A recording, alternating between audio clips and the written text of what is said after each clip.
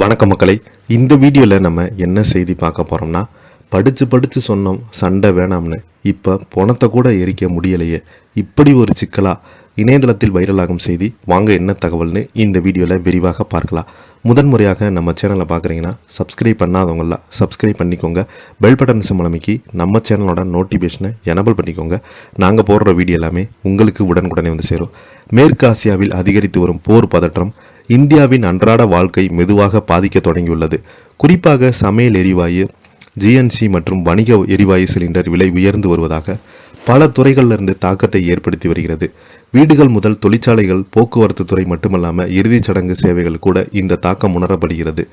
Israel, Iran மற்றும் America ஆகிய நாடுகள் இடையே நடைபெற்று வரும் மோதல் காரணமாக உலகளவில் எரிவாயு மற்றும் எல்என்ஜி விலைகளை உயர்ந்துள்ளது. இந்த போர் காரணமாக உலகின் முக்கியமான எரிசக்தி விநியோகம் பாதைகளில் பாதிக்கப்பட்டுள்ளதாக பல நாடுகள் எரிவாயு கிடைப்பதால் சிக்கல்கள் உருவாகியுள்ளது.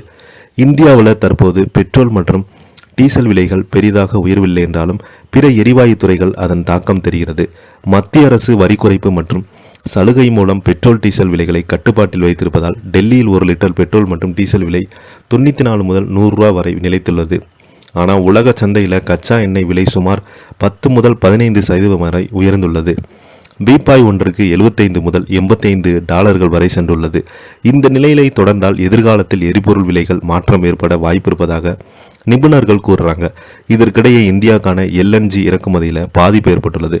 குறிப்பாக இந்தியாவில் எல்என்ஜி வழங்கும் முக்கிய நாடுகள் ஒன்றாக கத்தாரில் வரும் இறக்குமதி தற்போது நிறுத்தப்பட்டுள்ளது. இந்தியாவின் மொத்த எல்என்ஜி விநியோகத்தில் சுமார் 8% இந்த நாட்டிலிருந்து கிடைத்து வந்துள்ளது. தற்போது கையிருப்பு 2 முதல் 4 வாரங்கள் மட்டுமே போதுமானதாக இருப்பதாக தகவல்கள் தெரிவிக்கிறாங்க. தொழில்துறை மற்றும் போக்குவரத்து துறையில் இதன் தாக்கம் ஏற்கனவே உணரப்படுகிறது. அதானி டோட்டல் கேஸ் நிறுவனத்தின் மூலம் எரிவாயு பெறும் தொழிற்சாலைகள் வழங்கப்படும் கூடுதல் எரிவாயு கட்டணம் அதிகரித்து வருகிறது. முன்பு ஒரு ஸ்டாண்ட் கியூப் மீட்டருக்கு 40 இருந்த கட்டணம் தற்போது 119 உயர்ந்துள்ளது. அதேபோல ஜிஎன்சி விலைகளும் சில நகரங்களில் உயர்ந்து, குறிப்பாக டெல்லி மற்றும் குஜராத் மாநிலத்தில் சில பகுதிகளில் சிஎன்ஜி விலை 5 முதல் 10% வரை உயர்ந்துள்ளது. தற்போது 1 கிலோ சிஎன்ஜி விலை 78 முதல் 85 வரை விற்பனை செய்யப்பட்டுள்ளது. இந்த எரிவாயு தட்டுப்பாடு சில இடங்களில் எதிர்பார்த்த பிரச்சனைகளும் உருவாக்கியுள்ளது. குறிப்பாக புனே நகரத்தில் இறுதிச் சடங்கு சேவைகள் கூட அதன் தாக்கம் காணப்படுகிறது. நகராட்சி நிர்வாகம் நடத்தும் மாகாணங்கள் கூட பயன்படுத்தப்படும் எரிவாயு அடிப்படையிலான தகன சேவைகள் தற்காலிகமாக நிறுத்தி வைக்கப்பட்டுள்ளது. புனே மாநகராட்சி சேவைகள் தற்காலிகமாக நிறுத்தப்பட்டுள்ளதாக வெளியிட்டுள்ள தகவலின்படி எரிவாயு மயானத்தில் செயல்பட்டு வந்த 3 எரிவாயு தகன உலைகள் தற்போது மூடப்பட்டுள்ளது. இந்த மயானத்தில் வழக்கம் போல சுமார் 20 சடங்குகள் நடைபெறும். தற்போது கிடைக்கும் எரிவாயு 2 தகனங்கள் மட்டுமே போதுமானதாக இருக்கிறதாக அதிகாரிகள் தெரிவித்திருக்காங்க. ஒரு தகனத்திற்கு சுமார் 18 கிலோ எரிவாயு தேவைப்படுகிறது.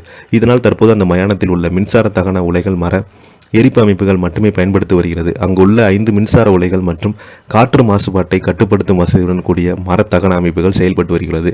இதை பற்றி நீங்கள் என்ன கீழே உள்ள கமெண்ட் பாக்ஸில் மறக்காமல் பதிவிடுங்க. இந்த வீடியோ பிடிச்சிருந்தால் லைக் பண்ணுங்கள், ஷேர் பண்ணுங்கள். நன்றி, வணக்கம்.